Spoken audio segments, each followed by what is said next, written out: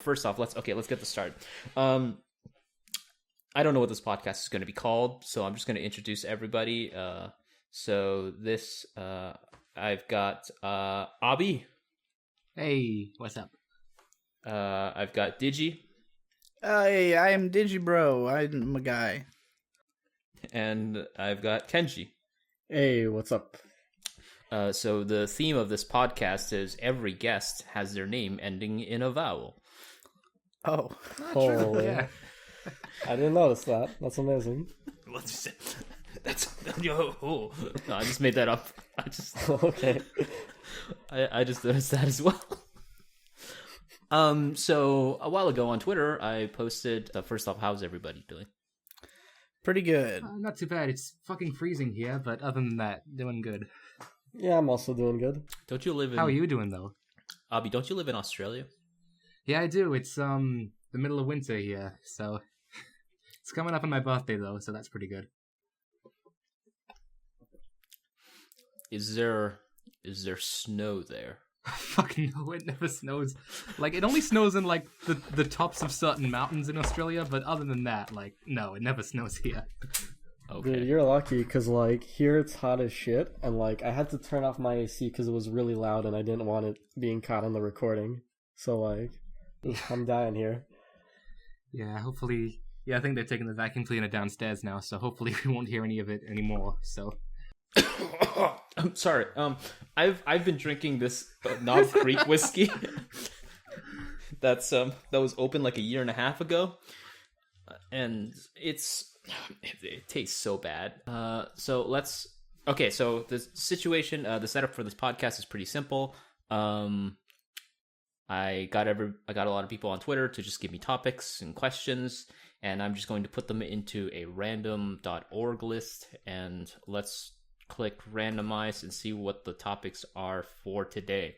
Oh my god. The first one is, what's the first thing that might turn you off from a show? Or alternatively, what's the first thing that would draw you in? Give us somebody, call on someone to start so we don't all talk at the same time. Yeah, that's a good idea.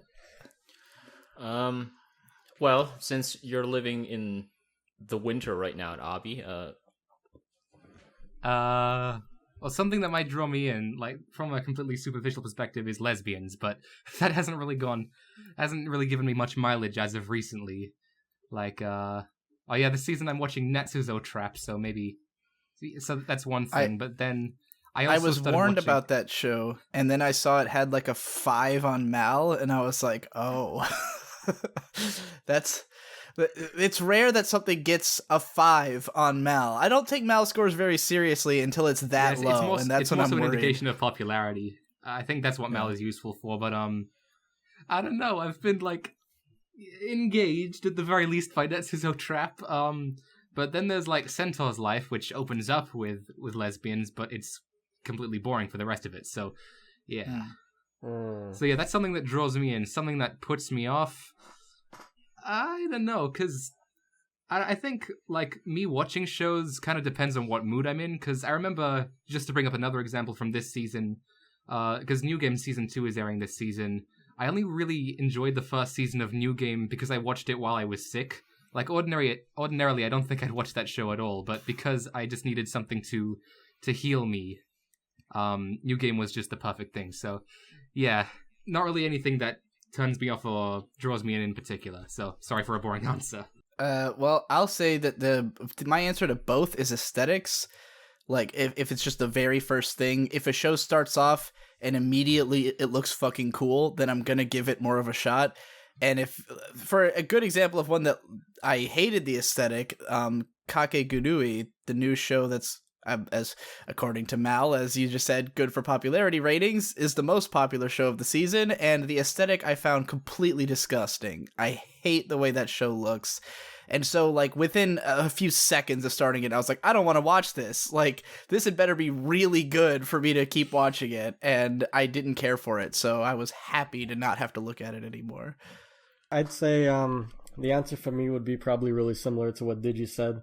If a show has some really fun-looking, bouncy visuals, that's something that I could very easily get into. Like, for example, Urusei Yatsura, Or like this season, Guru Guru, which I think is a fantastically fun show that not enough people are watching.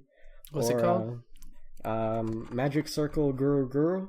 The Japanese name is like really hard to say, so I'll link them out in the chat really quick.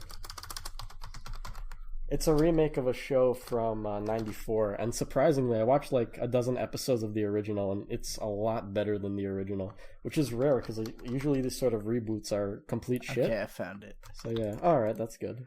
Yeah, it's way down the popularity list. So, unfortunately, it's a really fun show. This looks cute. Yeah, it is.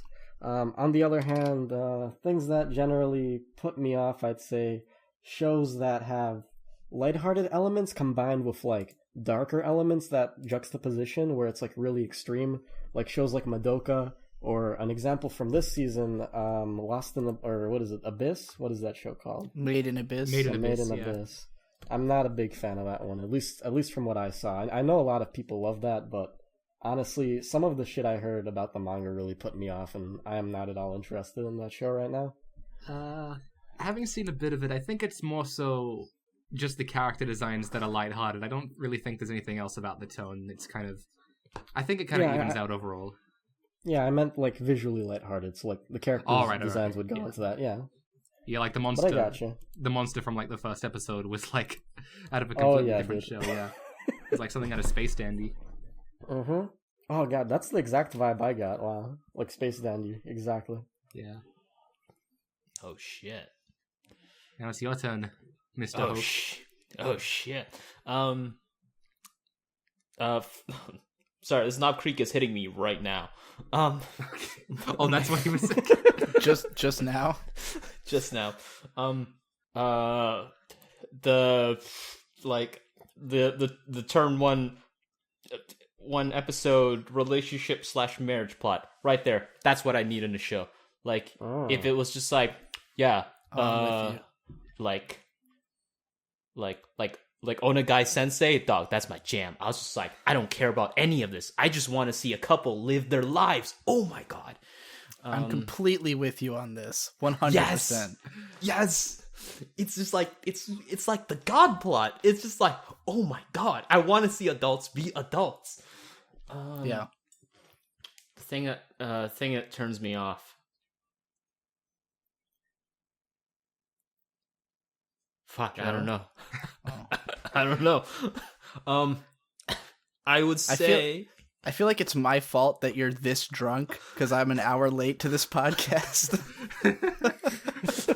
Oh, I'll just pace myself with this whiskey. What could go wrong? Like, oh no.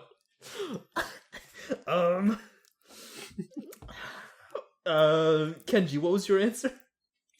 I don't know, dude. Okay, I'll go with that. I'll go with that. You don't know. Sorry, I'm having such a difficult time. This podcast is going really well, guys. Really good. Good job. I'll call this podcast the plane crash. And the tailspin. In SoundCloud, I'll put in the tag, not about 9/11.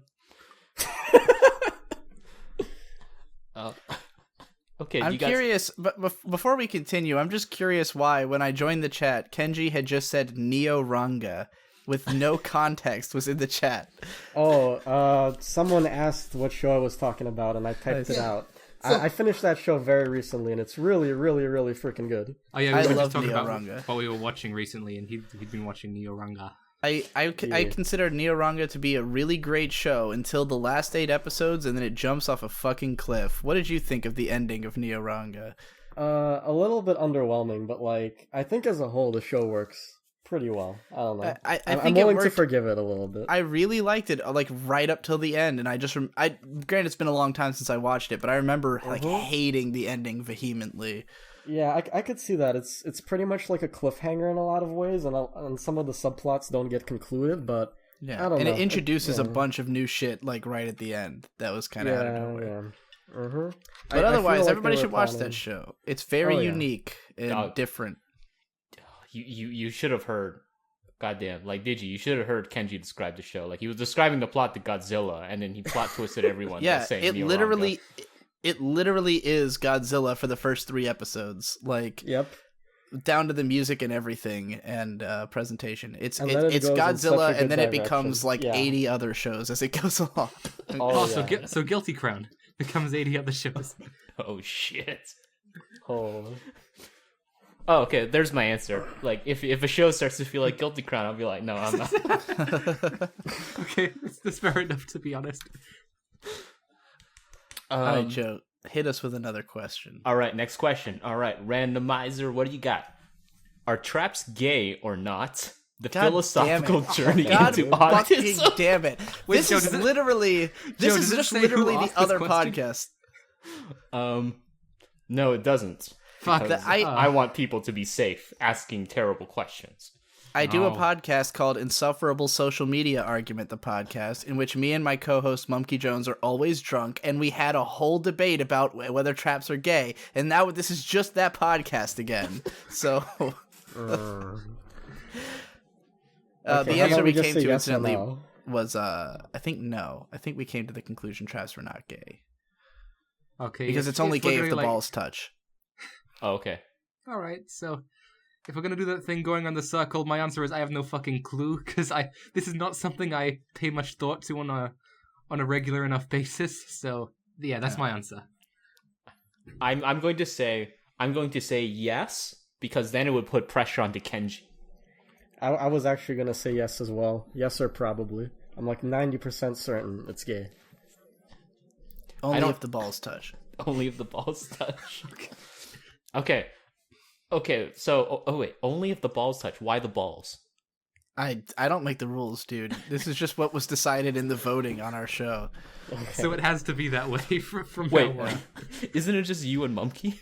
Yeah, but the rules of the show is that the audience votes, and whoever is right, according to the audience voting, is right. And that's just the rules. The way it is. So, Yeah. yeah. Oh, okay. Okay, so here's a hypothetical. What if one of them has had testicular cancer and has a prosthesis, and the prosthetic balls touch real balls? Holy. Oh, fuck. I never even thought about that. I'll have to bring that up on Insufferable Social Media Argument and find out. Okay. I have to consult the council again. I just imagine the council from Fellowship of the Rings. We must. Frodo, does balls touch? Do the balls touch? I will take the ring to Mordor. I can't believe you have these questions in a randomizer, and you got what is always the first question as, like, the first question. Oh, hell yeah. It's because there is a god and he wants to know. Yeah. Alright, hit right. us with another dog. What's the worst review you've read and why? Oh, man. Uh, Does it have to be literally read? Can we expand it to video? Let's go with video, sure. Okay. Sure. I've got an answer. I don't know if... Because there's a lot of bad ones. So actually, you My- go first, did you? Yeah. Mine goes to Draconis March for his video Kata no Kyokai is Pretentious, which is it's literally 17 minutes of him stating that Kata no Kyokai is pretentious. He never actually gives a reason. He just continually states over and over again. Like, he never gives any examples from the text or what it means or, like, why. He just keeps going for 17 minutes about how pretentious Kata no Kyokai is. And that's the whole video. It's the worst thing I've ever seen in my life. Sounds So, amazing. There you go. That's my go-to. Any of you have somebody you're willing to call out and throw under the bus? Other than myself, not really. Oh, you haven't made any bad videos. Alright, I got one, but I'm gonna say this with like the utmost love and respect for this person. Because while their reviews might be like some of the worst I've ever read, Oh my they're god. simultaneously some of the best I've ever read. my God. You know who I'm talking yes, about? oh my Joe. God, it's the man! It's the legend! Yes, the god. No, not the man, the god. The god himself, Bio Gundam. The biomechanical Gundam. He has these reviews that like are full of spelling and grammar errors, and they have these odd structures where there's like line skips out of nowhere that make like no sense, and there's like periods everywhere, and I don't even know what I'm reading. They're physically difficult to read, but they're all amazing and they're all beautiful. and I recommend. I was actually gonna say at some point. I was actually gonna say that one as well. So. Fuck. Well, there you go. Yeah. You can go no wrong with the biomechanical Gundam. Yeah. He's a cool guy. He's tweeted at me sometimes on Twitter, and he's cool. So honestly, Joe, if you asked me who my favorite was, I would also tell you Bio Gundam. So... all right, Digi. So, give me 1 second here. Let me send you a link here. I'm just gonna send you a link. Don't worry, I'll edit this to be much shorter with the magic of editing. So I want you to just Control F and just go to Sword Art Online 2, since you are a Sword Art Online connoisseur. Yeah. And just read, if you can, just read a few bits of the biomechanical Gundam and his truth bombs. You want me to find Bio Gundam Sword Art Online 2? Yes. So I just sent you a link. Okay. Hold on. I think I beat you to it because I just typed it into Google. All right. What part do you want me to read? Just his weird line break parts? All right, let's go. Oh, is this the Shakespeare one? Yeah, okay. First impressions. So let's get back into my favorite train wreck anime and see what's the hook this time. What mystery and guns? This sounds interesting. Also, quick side note, this review was made with the help of a few ideas that a Skype friend named Zeph brought up. Well, we definitely needed to know that. Story, 4 out of 10. Side note, I am going to break Brake, B-R-A-K-E, the story parts into arcs, so I am going to talk about the story in detail arc by arc. First arc, which I call the Death Gun Menace. So 1 year after the Kirito escaped and freed the people from the death game of Aincrad and the defeat of the Darth Rape Fairy, Kirito and his girlfriend Asuna decide in taking some much-needed downtime after their PTSD-inducing adventure. But while that is happening, a new evil is starting to take root that threatens the balance of his harem and video gaming life. So Kirito is then called into action by the High School Gaming Council, who order for him to investigate a string of mysterious deaths on a new game knowing as Gun Gale Online, rather. That seems to be caused by a mysterious player named Death Gun, who has the power to kill you in real life. So while investigating the incidents, he comes across a lone sniper named Simon, who decides to help him on his quest to bring down Death Gun or Darth Gun and solve the mystery behind these deaths. This goes on. This goes on for a while.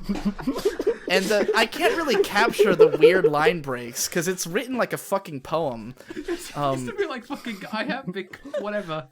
Yeah, I don't. Am I meant to read it that way? Like I don't know, dude. So the first arc is pretty much tries to play out like some kind sort of video game murder mystery with psychological elements, with Kirito getting the temptation to join the dark side with the whole laughing coffin incident. Yeah, it's no better that way.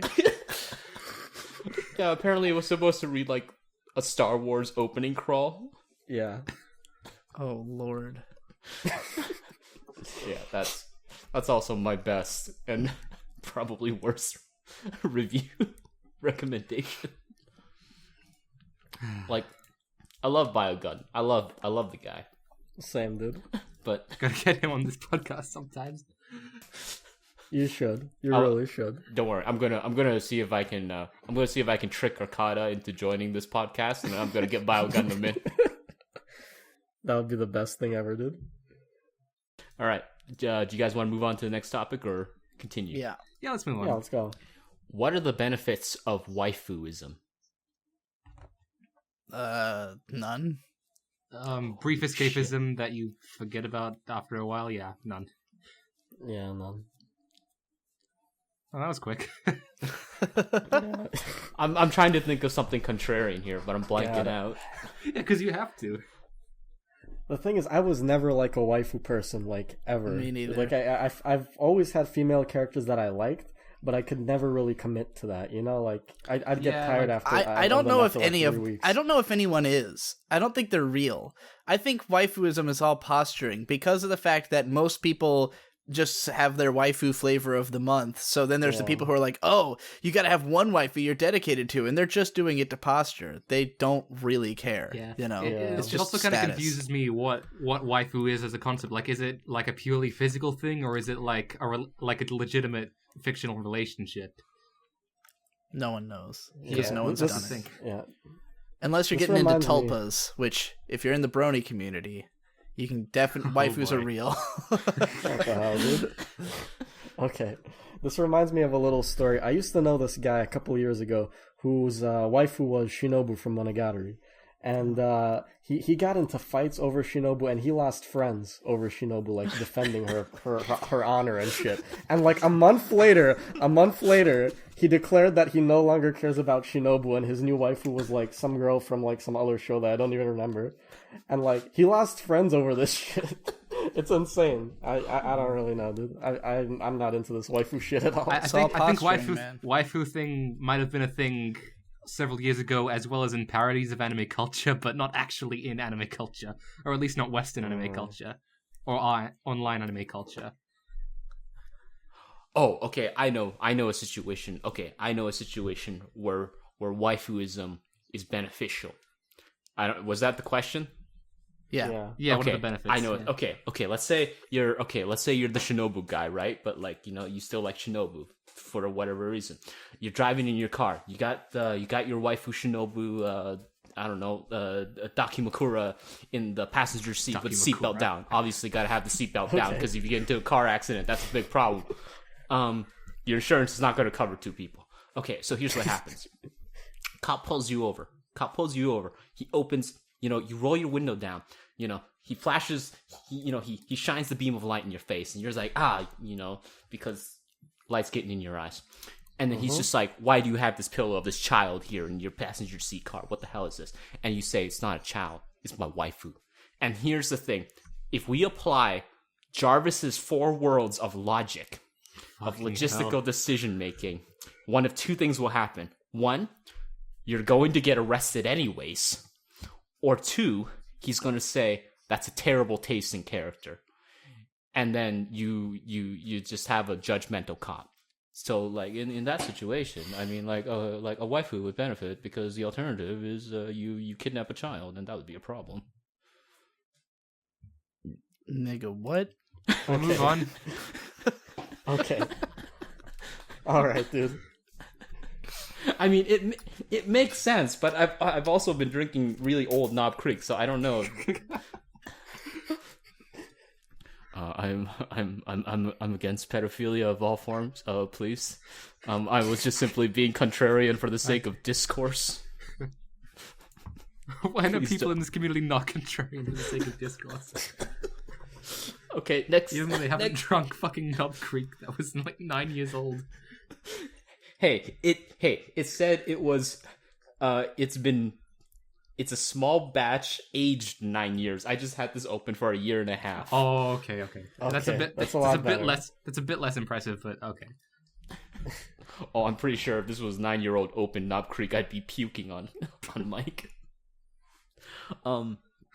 Next question: is Times New Roman a worse font than Comic Sans? No, that's retarded. Comic Sans is bad. Yeah, I guess Times New Roman. Well, they're both legible. It's just, Comic Sans is kind of terrible. Yeah. Comic Sans kind of a dead meme at this point, so I mean... But, like, arguably Times New Roman is also a meme at this point, because I remember in the opening for, I don't know if it was Times New Roman exactly, but in the opening for Hibike Euphonium Season 2, before they actually show the logo, like with the euphonium and the characters and everything, they just have Sound Euphonium 2 in red Times New Roman on the screen. It looks really terrible. Oh, are you talking about the Heaven or Hell one? Wait, the Heaven or Hell one? Have you seen that? The PV, I think it was. No, I didn't see Euphonium 2. No, I didn't see the PV. No. Oh, it's amazing. Okay, so I'm too lazy to look it up right now. But there was a PV, right, for Sound Euphonium 2, and it was like the most anti-euphonium thing possible because it's got like brimstone fire, like fast cuts, like it's got like fast graphics zooming in, and it's just like next season, like they're going to face heaven or hell. I'm just like, Oh, yeah, now I remember this one. Yeah, I remember. Yeah. It was so weird. Was it that one? Heaven or Hell, Duel 1, Let's rock. The wheel of fate is turning. Rebel 1. Rebel what? Okay. Wait, what was the question again?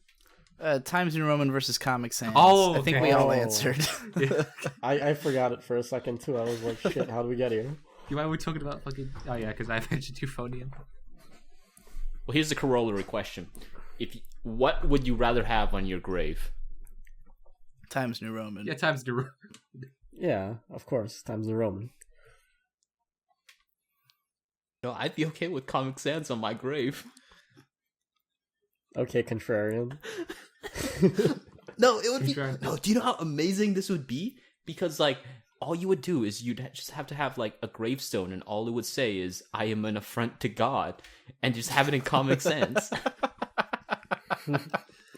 Alright, I Holy. accept that. Okay. I am an affront to God. That sounds like a quote from a Bio Gundam review right there. Yeah. Give us another one, Joe. Give us Alright. another. Preferably an anime-related question. Yeah. Okay, well, unfortunately, this one, the randomizer is what dictates the questions here. So unfortunately, this isn't anime-related, but it's, it's within the general continent. What killed the foreign StarCraft 2 esports scene, and why Korean fanboys, not What? Koreans, are actually to blame for that? I didn't know it was I dead. don't know what the fuck. I know about esports. I don't know anything about at all. what is this, Minecraft? StarCraft? It's competitive StarCraft 2. Where did you farm these questions from again, Joe? Twitter. Just Twitter. I just asked people to ask me questions It's a on fucking Twitter. awful idea. Why didn't you just use your book club? Like, Nah, where because sensible people live. then they'd ask sensible questions. Okay. Oh no! Oh no! And that's the form submission. Okay, there we go. Cool. Okay, I have to... Alright, there we go. What are some really woke animes that don't get enough credit? Really woke. Like, Woke anime. I guess, Kaiji gets plenty of credit for being woke, but I'd say Kaiji's pretty woke. Doesn't get enough credit. What are we for being defining woke woke. in this context as applied to anime? Yeah. Hunter x Hunter doesn't get enough credit for being as woke as it is. Everyone just likes that show because it's, like, cool. But it also has, like, shit to say, man. It's got, like... It's like, the whole Chimera Ant arc is basically just, like, an experiment in, like, ballistic physics. It's like chaos theory. It's just like, if you hit one ball into a bunch of other balls, they're all going to go in random directions, and you can't predict it. You just got to do your best to try to fucking get them all in the holes, And, like, that's the... It's sexual innuendo. Yeah. Yeah. So Hunter x Hunter is sexual innuendo. Jesus. Yeah. Damn, Yeah, dude. it's pretty woke. I would say Ojamaja Dorami, because that show is fucking great. That's dude. the only Not thing enough people anyone have seen says it. about Ojamaja Dorami is how woke it is, though.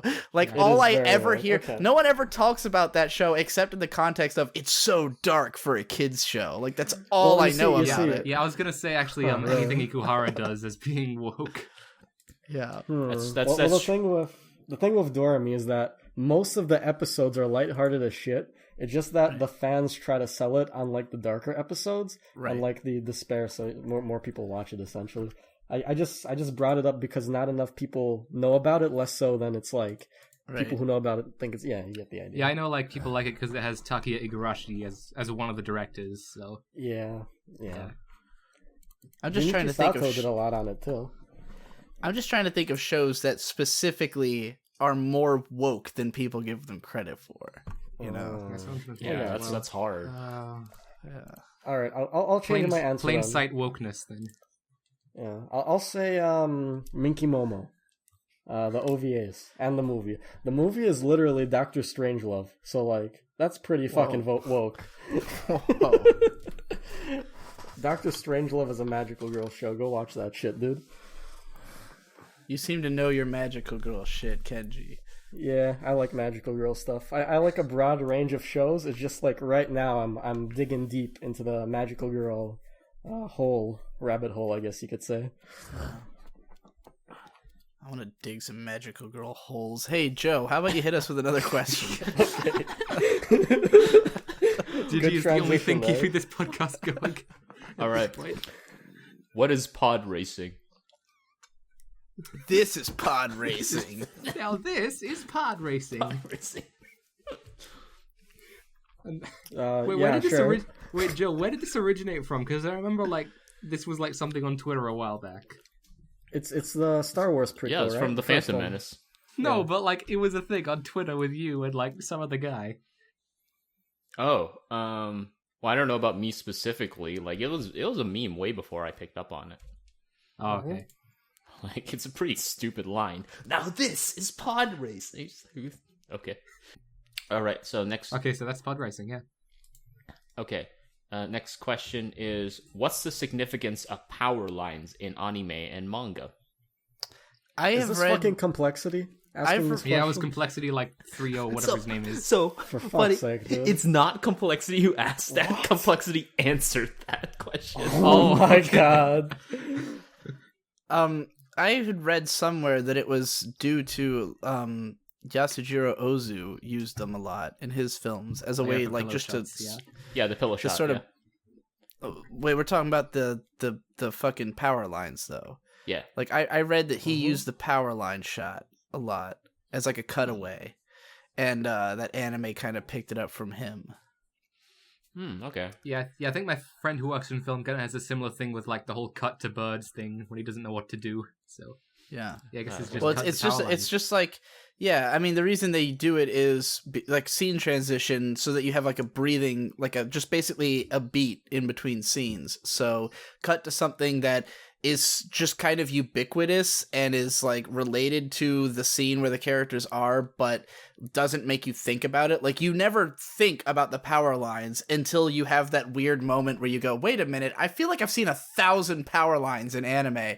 I mean, it's the same thing with hydrangeas in Rain or something, just lots of just filler shots that happen in anime that are generic, And cicadas and shit like that. Cicadas, whatever the fuck they're called. A show that does that in a really interesting way. I don't know if you guys have seen it. It's called Potamayo, and it just has a shit. That's a really good show, by the way. It has a shit ton of those shots all the time, but it's a little bit less generic because there's a little bit of continuity between them. For one, you'll see a cicada and then you'll see it kind of die, and then you'll see ants take it away and shit like that. That's kind of cool. That happens a lot in Kyoto Animation shows. Yeah, it's it's kind of a progressive thing that happens over the course of Nichijou, I think, is something that uses it a lot. Yeah, I've actually infamously accused Kyoto Animation of doing it wrong because they do it that way. Because sometimes it's funny, in Lucky Star, there's really hilarious ones of those. But then they do it in Hibike Euphonium and stuff, and sometimes I just get distracted by it. The point of the shot is to be an empty beat that you don't think about. So if you put too much detail into it and make all this stuff happening, then I end up thinking about it, and I'm not ready for the next shot. And there's been times where that legit happened to me in Kyoto Animation shows that were more serious. So I think you should use that sparingly. Save it for the comedy shows like Potamayo. Yeah, I was going to say, I think there is another purpose of power lines in anime. It's pretty profound. It's actually just to indicate something very specific about the characters' lives, is that they use electricity. Yeah. Well, in Serial Experiments Lane, they're definitely used constantly to just continually remind you of the interconnectedness of the world. Yeah, I think in that show it has a bit more of a context than in others, than as a pillow shot. So, sure. All right, next question. What are some blog posts / books you've read lately that you'd recommend? Explain why. Blog posts / books? Blog posts, anything written by Film Crit Hulk ever, because he's my favorite guy. So read his blog posts. He's the only guy I follow very extensively who doesn't have a YouTube channel. So anything he's written is fucking phenomenal. Recently, I've read Brian Ruzz's Stray Dog of Anime, Mamoru Oshii. I thought that was a really good book. He really goes in depth on his career and sort of all of the different films he worked on, how they tie together. Just a really good book. Yeah, I love how he was going to interview Oshii, but he just didn't show up both times he asked. Oh yeah, Yeah. that's really sad, dude. Yeah, that is kind of sad. As for me, I gotta be honest, I've never really read, or been one to read a lot of blogs, because it was actually a blog that inspired me to start making videos because I hated it so much. So, I won't say which blog it is, but it's like, yeah, let's be the opposite of this. Let's not have a massive stick up my ass. I really want to know what blog it is. Was it like stick up his ass, Colony Drop or something? It was Colony Drop, yeah. It was actually Colony Drop? Yeah. Fucking perfect. Yeah. Oh, man. They hated me back in the day. Yeah, I don't know what they're like now, but yeah, this was several years ago, so. But I will say the one thing I recommend, because I just started reading it recently, is a Moe Manifesto. It's a very short book, but it's surprisingly chill and accessible, I guess, like, which I wasn't expecting it to be, so you definitely check it out. It covers a broad enough range of topics, even though, like, it just says a Moe Manifesto on the cover, so yeah, it's not that expensive either, so yeah, I might just want to order that with something else as well, like The Anime Machine by Thomas Lamar. Oh, hell yeah. Moe Manifesto is pretty good. It has a whole section on Minky Momo. Just read it for that, guys. Oh. Okay, I haven't gotten there yet. I really like Minky Momo, if you can't tell. People, what are your thoughts on Minky Momo? Is Minky Momo the one where the main character dies in the middle of the show? Oh, you kind of spoiled it for the viewing audience, but yes. Oh, no. Well, if anything's going to get them to watch it, it's going to be that. Kenji, I just typed in Minky Momo into Google search, and literally the second result was Minky Momo death. Yeah, it kind of sucks, but sure. I didn't even know that show was fully subbed. It's not. The OVAs and the film are subbed, and they're, like, phenomenal. Like, really, really good. I will check them out. Yeah. Take your time. Next question, maybe? Next question. Yeah. Are there any anime you have to watch before talking about anime? No. Well, you have to watch at least one anime before you can talk about that anime. I would just say don't try to talk about anything broader than the amount of anime you've seen. Like, don't try to talk about all anime if you've seen 10 shows. But, talk about those 10 shows by all means. Just, don't be like, oh, anime's like this because I saw these and that. No, there's fucking thousands of them, tens of thousands of them. Yeah. Maybe watch a couple thousand before you try to make a broad, sweeping statement about the whole medium. But if there's some that you absolutely have to see, like out of those 2,000 you have to watch, you gotta watch Evangelion. Yeah. You should probably watch like Space Battleship Yamato or something, which I haven't even seen. But watch. There's a list like.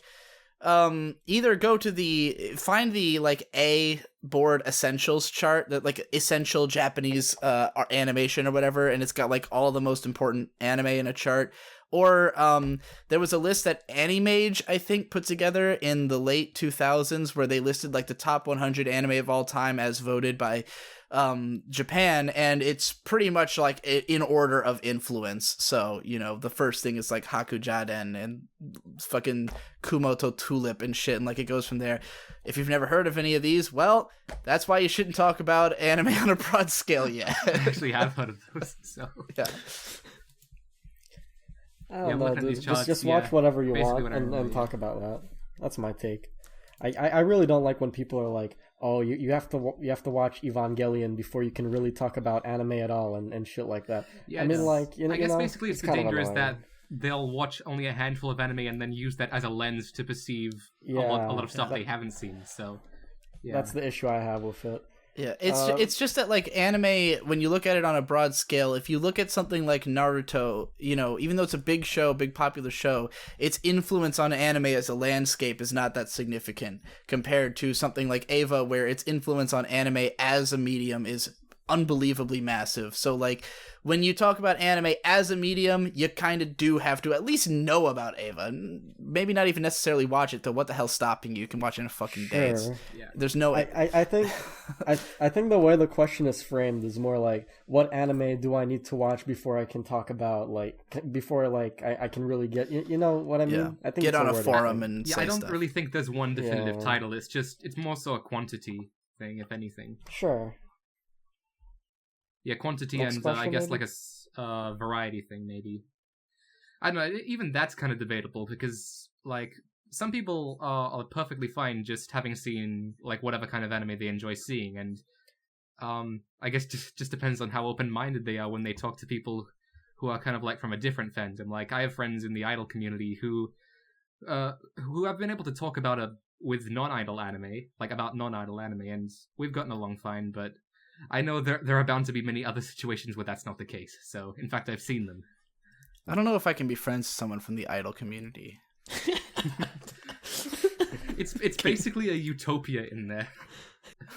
That's the thing they say. It's like, yeah, we all have shit taste, but at least we don't get into like massive discussions and arguments like the anime community does.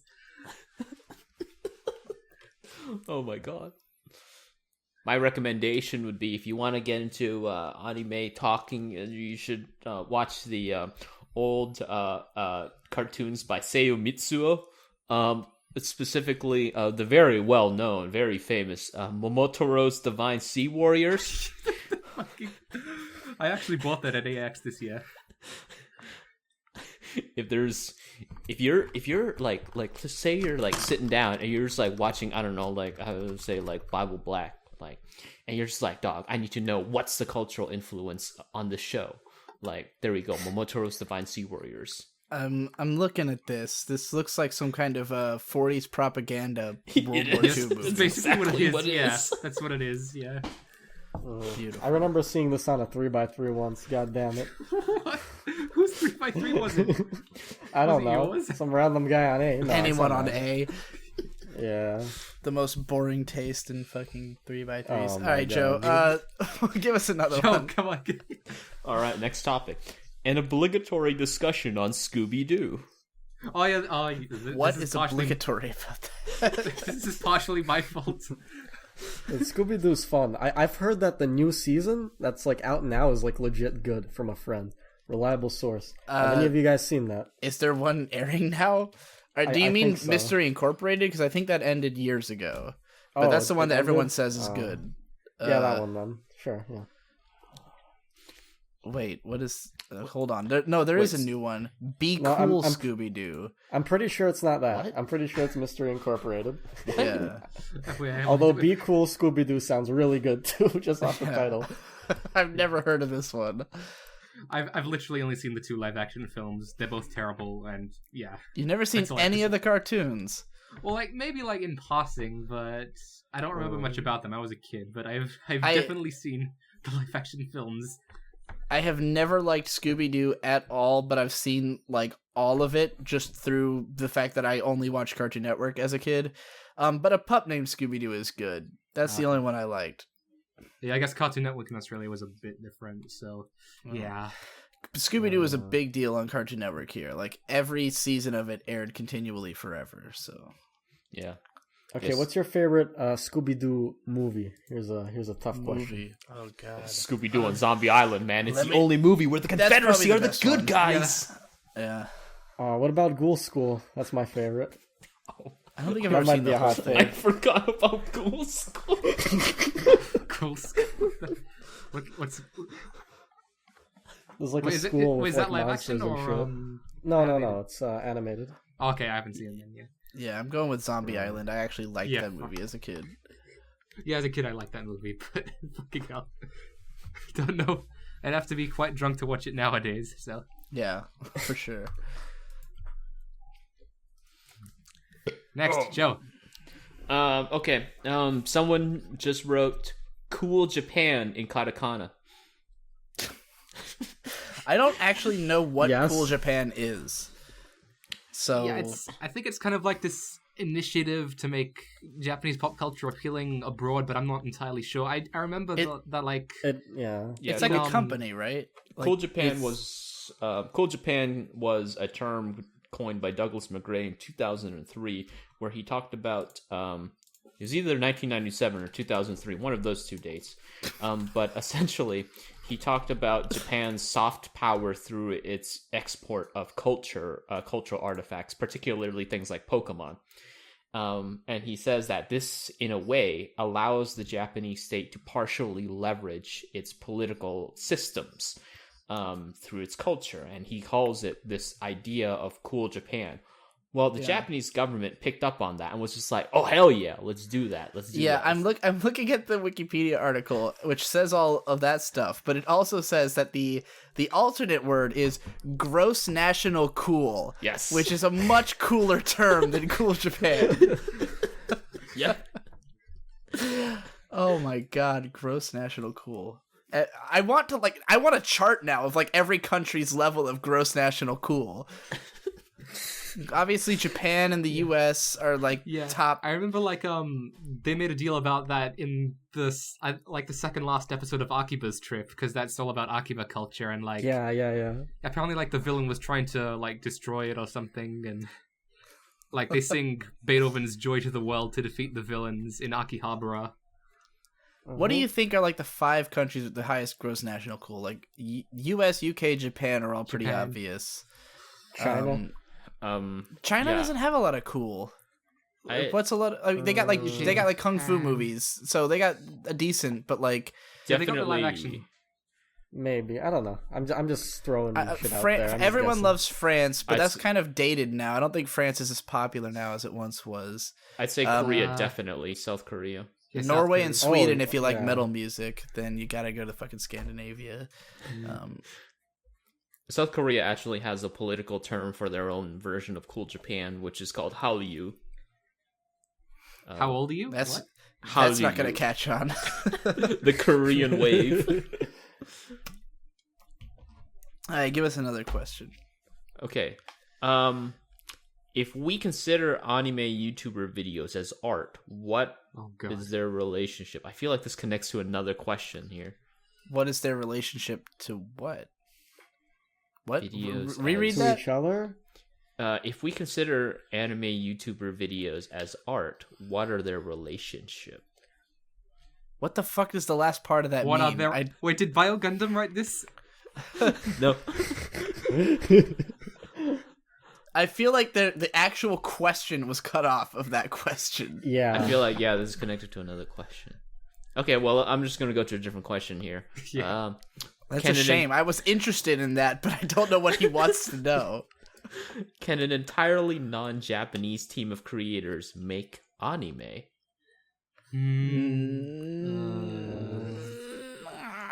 Maybe. Well, if it's... I don't know, because, like... You know what? I'm going to go ahead and say that I think the answer is yes if they explicitly call it anime. That's the new rule I'm enforcing. Okay. Everyone wants to say like, "Oh, Avatar is anime." No, Avatar is not anime. You cut off? Oh, sorry. He's back. Yeah. Avatar is not anime, but if they called it anime, then it would be anime. Yeah, because that's what I'm going to go with. Yeah, especially because at AX, I actually had a chance to talk to one of the representatives of the Indigo Ignited project that's happening right now, and they're very much marketing it as an anime. Like the whole team, they do have anime staff members, and they have an English speaker who worked in Japan at Studio Pierrot.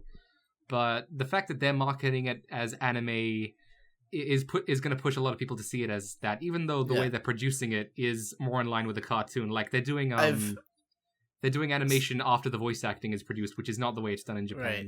So, except for on Kurenai and Akira and Red Garden. Wait, what was the other one other than Akira? Kurenai and Red Garden. Oh yeah, Red Garden. Both directed by Komatsuo. I remember Red Garden. Yeah. But because I've seen a few, like for instance, there was one. I don't remember which country. It might have been Iran. It was one of the Middle Eastern countries. They had like a Kickstarter project for what they were calling an anime, and like it was very obviously like entirely based on anime. Like all the tropes were there. It's like it was mecha. It had like magical girlfriends and shit. It was like as anime as it gets. But what made it anime to me is that they explicitly intended for it to be anime. Like, so to me, I was like, yeah, okay. That's anime, you know, fine. Like, yeah. Yeah, like, and like, I think some people have made the argument then that in light of those being anime, there are some anime, like actual Japanese anime, that should be not considered anime because... That's retarded. I don't believe in that. Yeah, I don't believe in that either, but, yes, because they're just cartoons that just happen to be made in Japan with the, I tell you what, model. there's one anime there's one Japanese cartoon that is not anime, and that is... Gundam Double Zeta, because it's not an anime, yeah. Because the Anime Janai. Yeah, the very first line of the opening song, Anime Janai. The only fucking good thing about that show as well, yeah. Yeah. Yeah, I agree that nowadays it seems like it's more of a marketing thing, whether or not production studios from outside Japan can be considered anime or not. I think the real question is when there are non-Japanese people involved in the production, but the studio and a good part of the crew are still Japanese, like, say, Cannon Busters or Children of Ether, for instance. Because those are studio satellite productions, but they're being helmed by LaShawn Thomas. By the way, himself. I'm too lazy to do this myself, and I keep forgetting. But right now, while it's on my mind, I want to incite our audience of this podcast. Get Breaking the Habits music video onto Mal.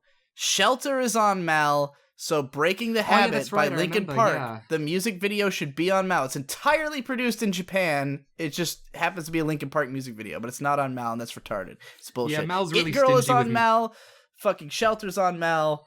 Yeah, Mal's really stingy with that kind of stuff. Like even like all the Sakuga outlets were like sharing that a couple of days ago. So yeah, definitely.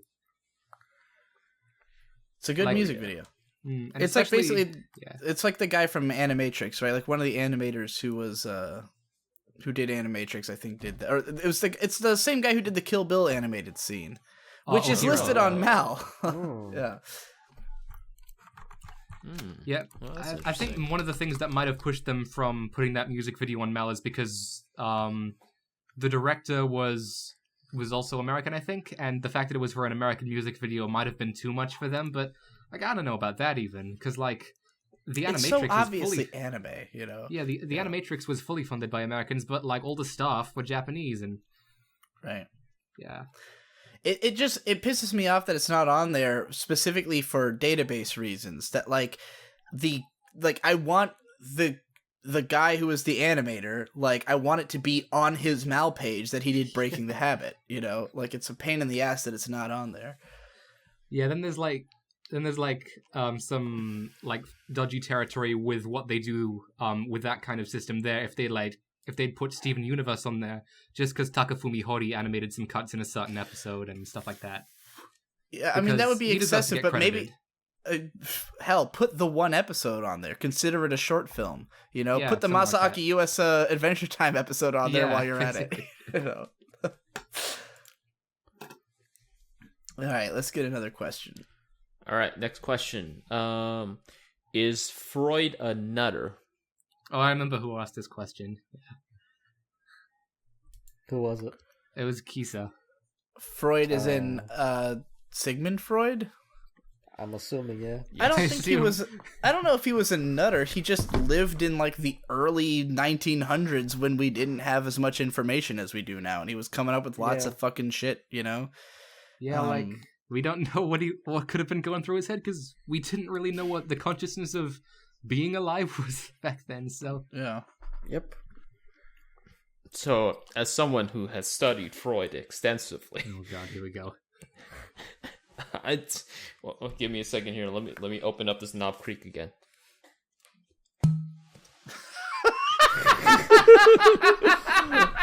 Okay.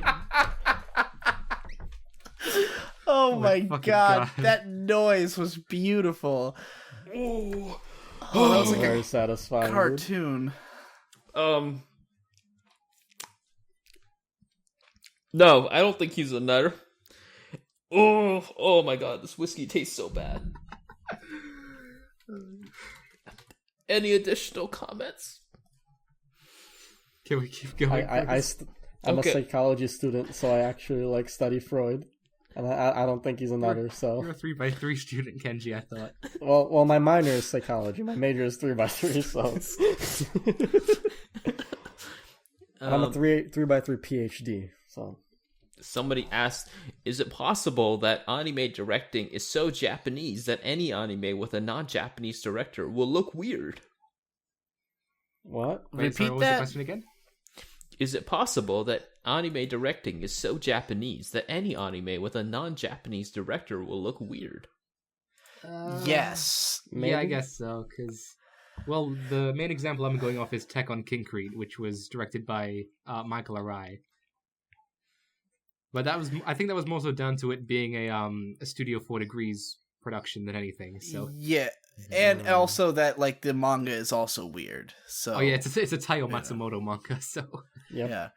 I'd say, yeah. I think there's like I think the thing is like okay, if I directed an anime, it would look like an anime. Not because like I couldn't do it. I can't direct anime, but if I did, because my entire like idea of film basically is anime.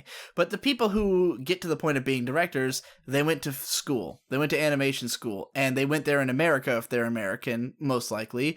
So they learned all these American techniques. And even though they might be a huge anime fan and incorporate lots of anime style into it, they're still going to have like baked into their brains the sensibilities of American directors. So I think that's why it's always going to come off as weird. It's always going to feel a little bit more American. Even when you look at like when you look at these shows that like borrow so much from anime and like they really want to be anime, but then they have those things like, for instance, accurate mouth movements, which Japan doesn't give a single fuck about, you know? And Yeah, 'cause it's too anytime they make expensive, something yeah. for the West, and that's what makes like Avatar so fucking jarring for me to watch. Like I love Avatar: The Last Airbender, but it took me like 10 episodes to like get used to the fact that it looked like anime except that the mouths move accurately, and it was freaking me out because I was so not used to it. Yeah, I think maybe to follow up on Digi's point, part of it looking weird might be that, yeah, they might have experience from American film school and American directing school, but they'll be transplanting themselves into a Japanese, not really workflow, production style, so... And it may be the difficulty to adjust to that, or maybe they might fully conform to it, who knows, so... Yeah, I think like if you were someone who, like if an American who like literally just took influence from anime and like didn't care about Western cartoons at all and like really was striving to recreate anime specifically, they might be able to do it.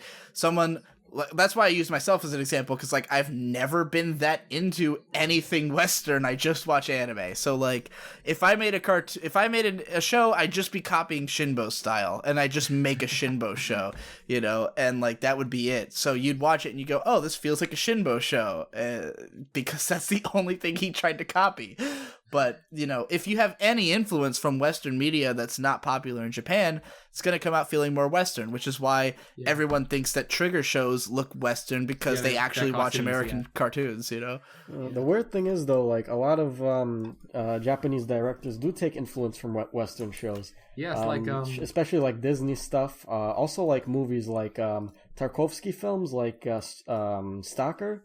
Big influence on people like Dezaki and Oshii, etc. So, I don't know. It's really tough to say. Influence on Oshii, but yeah, like there's been famous anime directors, like I know like Hideaki Anno said it, Miyazaki said it, Watanabe said it. It's like, to make good anime, you got to be interested in like non-anime things. So Right. yeah, Sure. so I guess their goal is to look weird. So Yeah. And they don't, but in fairness, none of those shows look like anime, so, they're all completely different.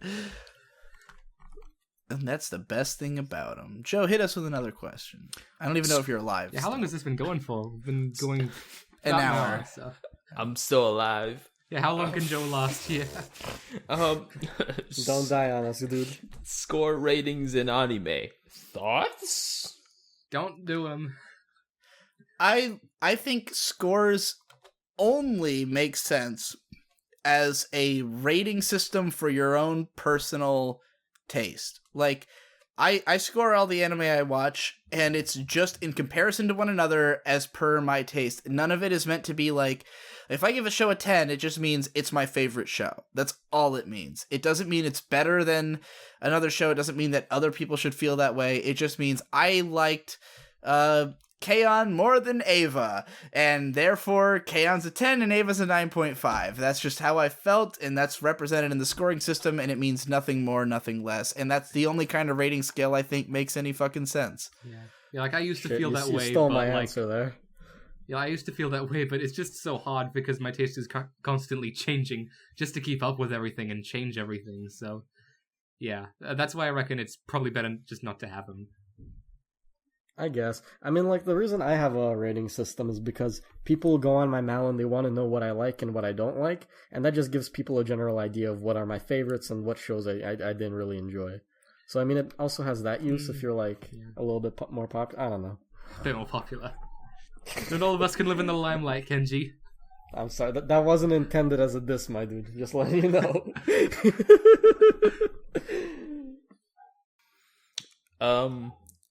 Okay, next question is Joe's just neglecting to answer any of these questions himself, even though he's brought us on. Oh no! Oh no! You figured out my plan. I'm just gonna sit here and drink in silence as everybody else talks. Classic Joe. Okay, so the question is, I'd honestly just like to hear a podcast about you/guest favorite drinks, to be honest. Oh, man. Is that actually a question, Joe, or is that just... Yes. Okay. I'm on beer number 2, and it just so happens that the 2 beers I've been drinking are my 2 favorite beers. So you are in luck. You get to hear about, first of all, 3 Philosophers, a beer by the Omegang Brewery in Copperstone, New York. 9.7% alcohol. Delicious, very drinkable. Followed up with Golden Monkey, far more widely available, 9.5% alcohol by volume, Belgian-style triple. One's a triple and one's a quadruple. That's just the kind of alcohol I like, I think. I'm really into triples and quadruples. I don't actually know what those words mean, but they're delicious. Basically, they're beers that are easy to drink, but have a shitload of alcohol in them, so they get you fucked up. And I'm near the bottom of my second beer, and I'm lit. So, there you go. It's good to know. I don't drink that often, so I don't really have a favorite. I'll give you guys the most woke drink. Okay. Water. Oh, fuck. What's the alcohol content right on now, that? my dude? I'd say 100% probably. Oh my god. Dog, you're drinking straight ethanol. I'm gonna die, dude. I would say don't drink Knob Creek. Especially when it's been open for a year and a half because it tastes like ass. Let's see here. It says it's 65% alcohol, and I can't read the rest of this text here. Oh, it's a government warning. It says I can't read that. It's got something to do with the Surgeon General and cancer, but I don't care. Oh no. Okay, so next question is discussion round on Vaporwave and Future Funk. I like them. I know that's I a don't hot like take, 'em. but I honestly like them. I don't I like know them. most people fucking hate them a lot, Yeah. but I find Like them I like do. really fun and poppy and just kind of entertaining to have in the background while you're doing something. No. Anyone else? No. What was the question? I wasn't paying attention. Discussion on Vaporwave and Future Funk. Dude, just Google fucking Vaporwave, and there's plenty of videos going in depth on it. We don't need to talk about it.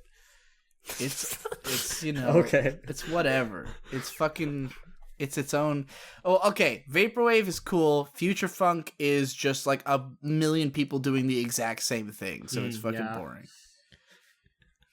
Rip me. Also, it's been dead Sorry, for Ken. 5 years, and now That's okay. it's all about fucking lo-fi hip hop now. So keep up with the memes, dog. I don't listen to music because I don't have a soul, so this question just alienates me. Bring us to the next one, Joe. All right. Which anime / light novel / etc. of the past decade / ever? Okay. I like this question.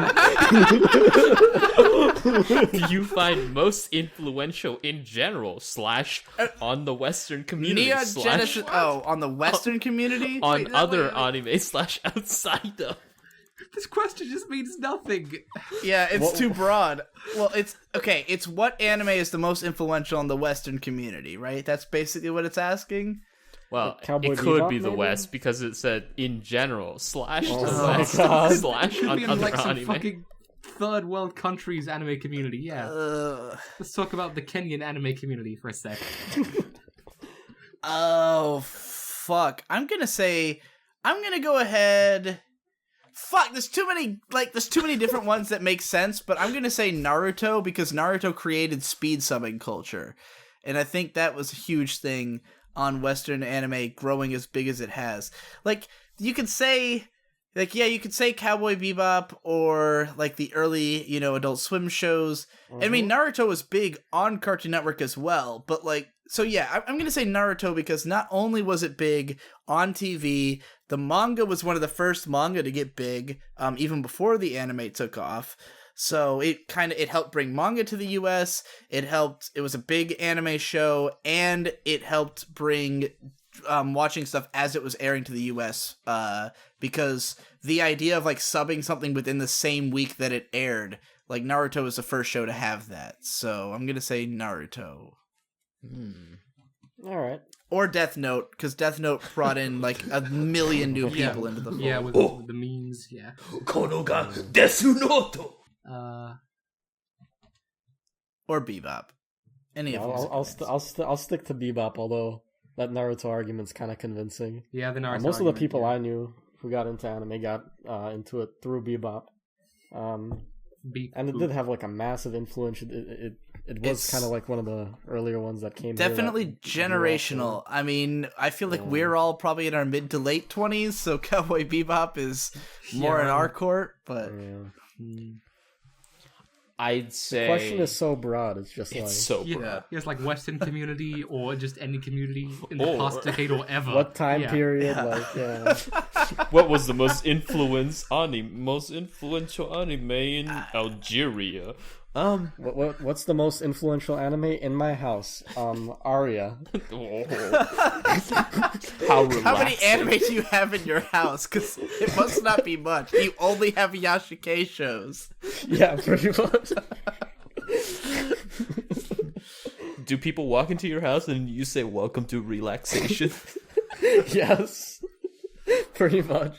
I give them beanbag chairs and they just chill, dude. I would say probably Urotsuki Doji.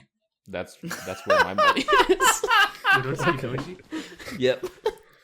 You could have picked like Ninja Scroll or Ghost in the Shell or Akira, but you went right for Urotsuki Doji. All right, the unsung fourth member of that group there. All right. Okay. Yeah. All right. That was yeah. Okay, so let's see here. Next one. Ano once said that the entire anime in otaku industry is full of people with autism. Do you think that autism explains idealization in anime? I don't know if it explains idealization, but it explains a lot of things about anime, and I think Ano himself is probably autistic. No one's saying anything. All right. Sick. I'll be the autism guy like I always am. I don't know enough autistic people to make a sufficient sample statement. I know a very shitload of delicate autistic subject. people. I come from the brony community. I know every autistic Oh my person God. on Earth. Yeah, I think my theory is that Hideaki Anno is autistic on some level because Okay. every representation of him by anyone else represents him as massively autistic. Yeah, dude. When you said theory, I just imagined the YouTube video. Anime game theory. Is Hideaki Anno autistic? I mean, my video series "Who is Hideaki Anno" kind of proposes that. Is there? That's amazing, dude. Is there a game theory video? No, there's not actually a Game 3 video on Hideaki Anno. I'd love there to be one. That would be the funniest thing. Is Hideaki Anno autistic? But that's a theory. A game Game theory. theory. It's probably in like Game Theory rejects on the Twitter account.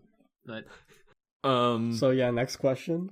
Who from the anime industry would you like to become more acknowledged in fans, given their influence/work, which might be overlooked by many? Can you repeat that? Who from the anime industry would you like to become more acknowledged in fans, given their influence/work, which might be overlooked by many?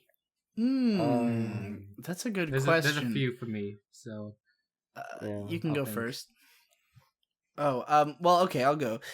I don't know so much about like influence, but definitely for their work, there's a few directors that I feel like no one talks about except for me, and they're good. Like Taniguchi Goro, who directed Infinite Revias, S. Cryed, Code Geass, ID Zero most recently.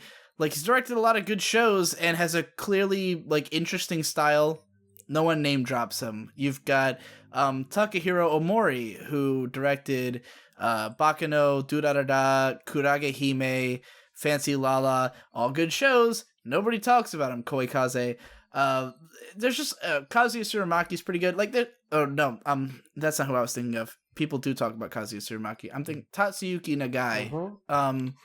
There's like a few directors who I consider like workman directors where like their style doesn't super stand out in the way that like an Ano or a Shinbo does, yeah, but it's not they've really done authors, I guess.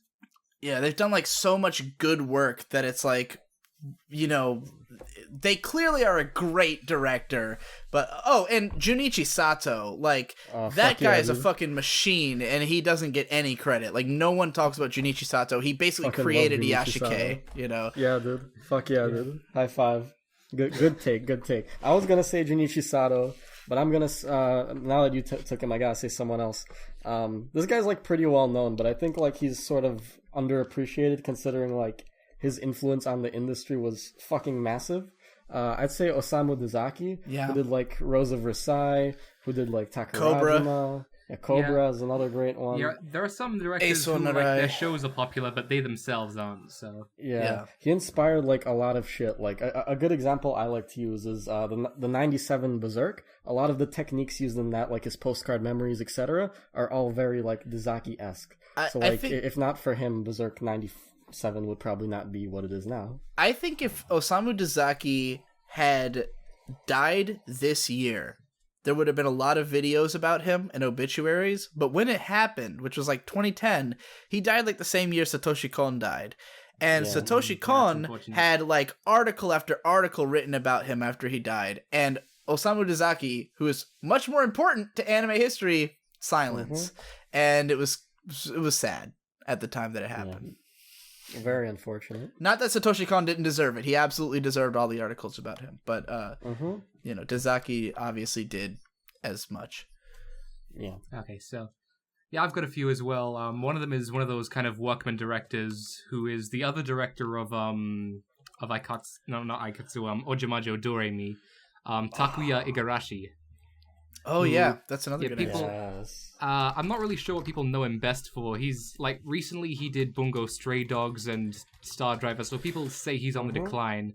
But he, Even though those are well-directed shows, I Yeah, would but, say. like, people He say, did "Oh, Uran. it's weird." Uran yeah. looks beautiful. Yeah, he did Uran High School Host Club and Soul Eater, and I guess what I really liked from those two shows in particular is that his ability to balance like serious and silly content. I guess, like it's done in a way that I haven't really seen because it's not like it does come off as like a harsh juxtaposition, but like especially in Soul Eater, which is a series that has like fear as a major theme, and like there are times when like content gets progressively darker, but at a certain point it comes full circle and starts becoming silly again, and I really like that about his style, or at least how he handled that show. Now that with you mentioning his name and Kenji mentioning Junichi Sato, I feel like there's this underlying understanding that all the directors we just named are great, and no one's brought it up because no one knows how to talk about them. Because, like, they don't have a super distinctive thing. Like, that's why I haven't made videos about any of these directors. Like, it's real easy to talk about Shinbo and Ano and, like, Ikuhara, because, like, you can just immediately tell what makes them distinct. Yeah. Trying to talk about a director who's just good in a normal way is really hard, but it's something that should be celebrated because there's not a lot of anime directors who are actually good. These guys consistently put out good work, you know? I had one more guy. He's the films he's worked on are popular, but he himself isn't that well known by the community, so I want to mention him. Is Masakatsu Takagi. He's the composer for both Wolf Children and The Boy and the Beast. And he's a guy who, I guess he takes like certain Japanese aesthetic concepts and actually applies them to his music. Like I guess this is kind of because I've just come off being a music major, and I did a unit on East Asian music, and my professors had like really strict like parameters on what constitutes music actually being a good fusion of Eastern and Western concepts, and like. It's only like a few things, like some stuff by Akira Ifukube and the work of composer Tore Takamitsu, but like if it's in like a Western scale, then it's too westernized. But like what Masakatsu Takagi has done with Wolf Children and even with Boy and the Beast, as much as people are kind of meh on that film, is really good with how it puts certain instruments out of sync and it still feels really musical. Like in Wolf Children, there are several times where you have several instruments playing off the beat, and it's incredibly beautiful and profound. And also with Boy and the Beast is actually it's too complicated to say here. I should be making a video about this guy, but I don't know why I haven't yet. It's because Toys Factory is a fucking bitch with copyright. Yeah. Incidentally, since you brought up composers, a couple who I want to mention. One who I'm definitely going to do a video about, because I have a series about anime composers. I'm going to do one on Kaoru Wada, who I think doesn't get mentioned enough. He did the soundtracks to Kashurn Sins, Inuyasha, Princess Tutu. He's very much like a master of just dark, evil sounding soundtracks. Like, he can make these grandiose... epic evil sounds that like he was directly trained by the Godzilla composer, so like you hear a lot of that. Yeah, you hear a lot of that in his music, and he just creates these like really fucking, especially Kashurn Sins, just sounds fucking evil. And then another guy who I've literally never seen mentioned by anyone, and I feel like I'm the only person who cares about, is a guy named Yoshino Yuji, who did the soundtracks to Spice and Wolf and Dot Hack Legend of the Twilight, which are two of my favorite anime soundtracks, and they're really, really good. No one talks about him because he hasn't really done much, but those soundtracks are so fucking good that he's one of my favorite guys. I just looked it up on YouTube. He's known for what you just said and the Suikoden series. So yeah, and he's also did Brigadoon, which nobody watched. So Brigadoon is fucking fantastic, dude. That's a good one. Yeah. I watched that shit. I guess on the topic of discussing composers, I guess what I found is. I guess since I was also involved with several music productions, independent ones, very small ones, is that I've kind of found that it's better to talk about music on like a project by project basis rather than a composer by composer basis, because working from the inside, it's kind of hard to see the nuance of the production, I guess. Like with anime and Sakuga, like that's on fire right now. We can get all the information, well, most of the information anyway, on like who worked on what, how a certain thing came to look a certain way, what suggestions were made by certain staff members, because we get a bit of that in music, like when I was doing research for the Silent Voice video about that film's music, I could see in an interview what suggestions were made by Naoko Yamada and what was made by the composer himself. So I think that's a better approach, personally, to discussing anime music. I'm really curious. Did you see my video on Tsuneo Imahori that I did? Because I know you're a fan. I don't think I've seen it. I've since I started working for other people, I haven't really kept up with that many people's content. I made a video about Tsuneo Imahori, and the reason I made the video, because I'm a huge fan. He did the, as you know, Hajime no Ippo and Trigun soundtracks. Yeah, I love the but Trigun soundtrack. Yeah. What I hadn't realized until I like deep dive investigated him is that he is like the dedicated guitarist for Yoko Kanno's entire oeuvre.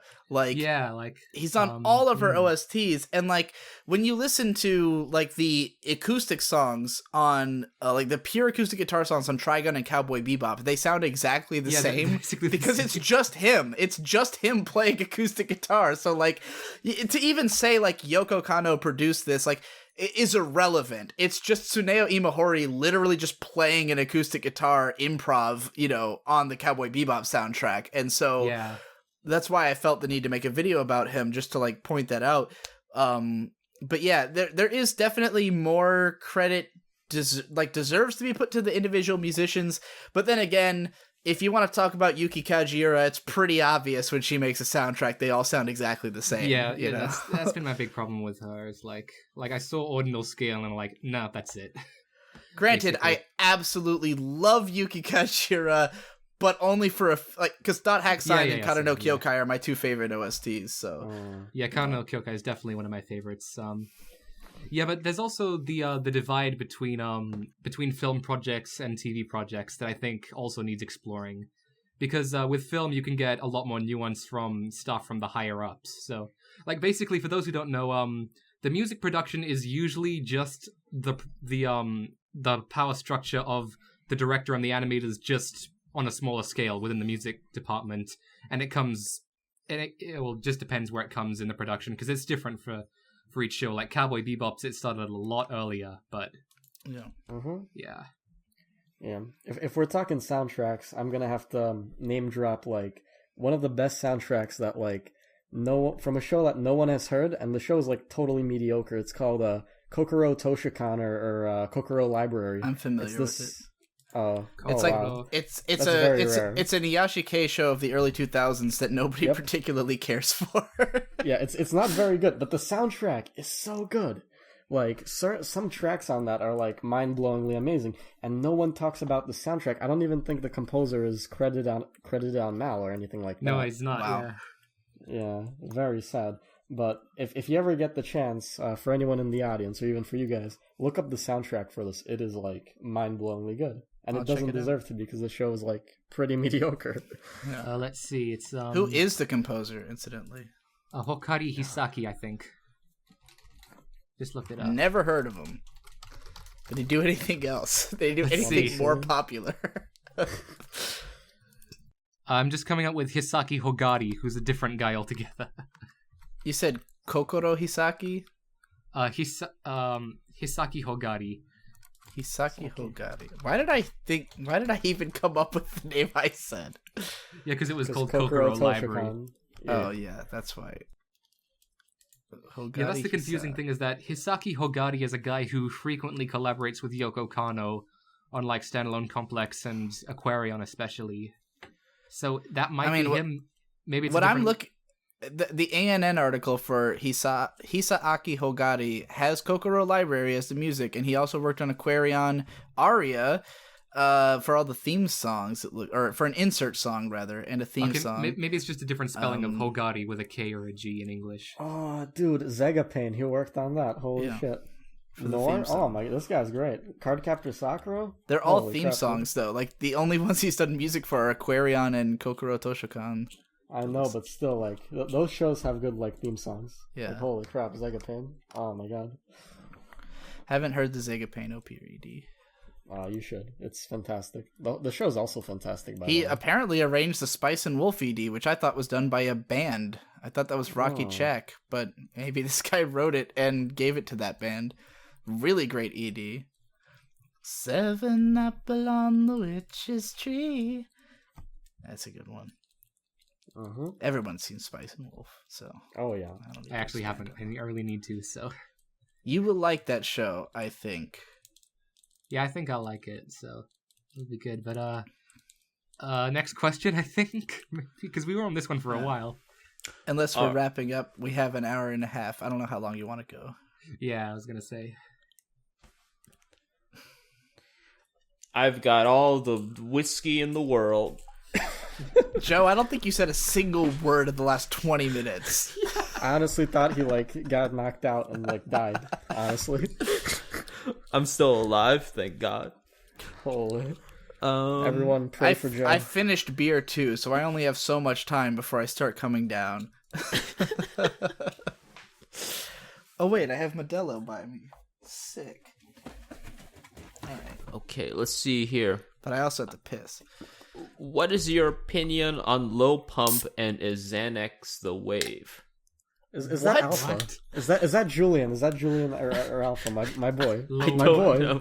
I I don't. literally don't comprehend the The question. little pump Let's man. move on to the, the next little one. pump god. Oh, my God. Lil Pump, the fucking The strap rapper. god. He's Yeah, fucking yeah. shit. He is a pile of garbage. Holy. Dude, there's this one guy. You I am obviously literally don't a vastly superior rapper to Lil Pump. know him. Oh my god. No hyperbole. Oh my dude, I have this friend named Alpha, and I think he's the one who asked that question. He's like obsessed with Little Pump, and he makes jokes about Little Pump all the time. Having a conversation with him is like, yeah, Little Pump, like all the fucking time. Holy shit, dude. That's amazing. That's oh, Jesus Christ. Okay, next question. I love how you're just like, nobody has anything to say except for me because of Alpha. Yeah. Moving on. What would be Slavoj Žižek's favorite anime and why is it Evangelion? Don't know who that is. Next question. I think that's like a communist guy or something. I don't know, dude. Slavoj Žižek is a Slovenian quasi-psychoanalyst, quasi-philosopher, linguistic. Give us he does a one lot of last things. good question so we could wrap this up. Yeah. Okay. Okay, let's see here. What's I'm going through these questions right now. Just give me a There's no second. good ones. All weird meme bullshit. Oh, I here's hope the you have Give me question. another with one this about Lil Pump. The question is just birds. Fuck you. That's a Death Grips lyric. Birds. Fuck you. God they damn make a it. lot of noise while I'm recording, so I actually have to go to my friend's house to record because of birds. Oh, Wow, here's that's a lot of birds. Jesus. oh, Oh, here's that's right. an Don't you live additional in like question. a house entirely full of birds or something like that? No, it's like I live in a house with like really, really thin walls. That's like, and like I've had to move rooms as well. And my window, like, there's a tree right next to it with birds always there. So I have to like go like to another suburb to record at my friend's house. That's horrifying. Yeah. Yeah. Okay. It sounds like you live in a birdhouse. Well, I live in Australia, so That was Not a too really far. bad joke, by the way. Okay, so I've got two more questions. oh god. So Okay. the first question here, I'm gonna just chop off the last one because that's an inside joke and that doesn't help.